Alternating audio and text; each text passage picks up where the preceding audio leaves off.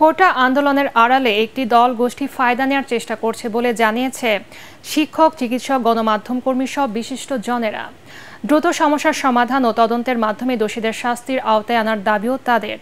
সংকট নিরসন ও শান্তিপূর্ণ পরিবেশ ফিরিয়ে আনতে জাতীয় সংলাপের আহ্বান জানান সমাজের বিশিষ্ট জনেরা।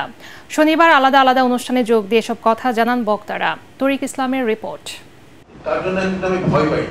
দেশের বর্তমান পরিস্থিতি নিয়ে রাজধানীর সিরডাপ মিলনায়তনে মতবিনিময় সভার আয়োজন করে সম্প্রীতি বাংলাদেশ। সভায় অংশ নেয় শিক্ষক, ডাক্তার, গণমাধ্যম কর্মীসহ সমাজের বিশিষ্ট জনেরা। এ সময় সামাজিক যোগাযোগ মাধ্যমে ছড়ানো গুজব সম্পর্কে সচেতন হওয়ার আহ্বান জানান বক্তারা। ঐক্যবদ্ধভাবে লড়তে চাই বাংলাদেশের পক্ষে, বাঙালি জাতির পক্ষে। আমরা ভেবেছিলাম তাদের উপলব্ধি ঘটবে, কারণ তাদের জন্যই তো আমরা যুদ্ধ করেছিলাম।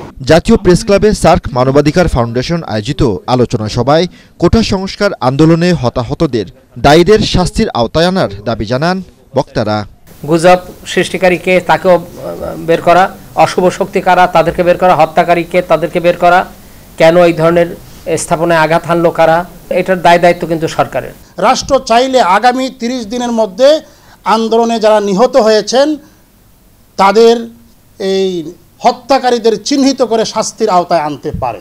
এদিকে ঢাকা বিশ্ববিদ্যালয়ে অপরাজেয় বাংলার পাদদেশে মানববন্ধন করেছে সরকার সমর্থিত নীল দলের শরিকরা।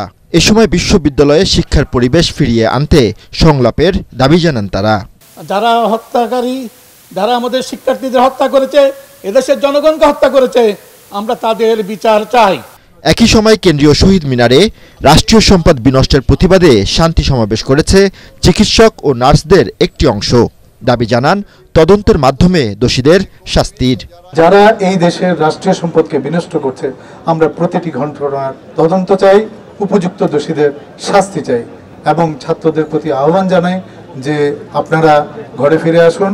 ছাত্রদের আন্দোলন একসঙ্গে আমরা সহমত এবং আমরা অ্যাকচুয়ালি মাননীয় প্রধানমন্ত্রী সকল দাবি পূরণ করেছেন।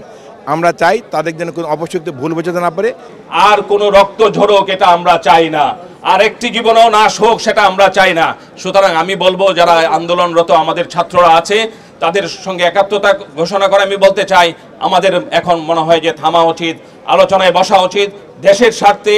আমরা চিকিৎসক, আমাদেরও সন্ততি আছে, তারা সবাই ঘরে ফিরে আসা উচিত, তারা সবাই শিক্ষা ঘরে ফিরে উচিত, তাদের দাবি মেনে নেওয়া উচিত। দেশ যে অশান্ত হয়েছে এটা আমাদের কাম্য না। আমরা চাই, আমরা শান্তিপ্রিয় বাঙালি, আমরা বাংলাদেশিরা সবসময় শান্তির পক্ষে, আমরা চিকিৎসক সমাজ শান্তির পক্ষে, আমরা চাই দেশে শান্তি ফিরে আসুক। আমরা চাই সবকিছু ভুলে যে আমাদের এই শান্তিপ্রিয় দেশে আমরা যাতে ঠিকমতো বসবাস করতে পারি, সেটাই আমাদের দাবি। যে এই মেধা আন্দোলনের সাথে, বৈষম্য বিরোধী আন্দোলনের সাথে নরসিংদী জেল কারাগার থেকে এতজন সন্ত্রাসীকে ছেড়ে দেওয়া হলো, আসলে তো বুঝতে পারছি এটি আমাদের সাধারণ কোমলমতি ছাত্রদের নয়। আজকের এই তৃতীয় পক্ষের কারণে যাদের এবং যার কারণে যেসব অপমৃত্যু হয়েছে সবগুলি মৃত্যুর যেন সঠিকভাবে দৃষ্টান্তমূলক শাস্তি হোক, এটাই আমার দাবি। ছাত্র আন্দোলনে ঢুকে পরিকল্পিতভাবে স্বাধীনতা বিরোধী গোষ্ঠী দেশকে অস্থিতিশীল করছে বলেও অভিযোগ করেন সরকার সমর্থিত সংগঠনগুলো। তরিক ইসলাম, এটিএন বাংলা, ঢাকা।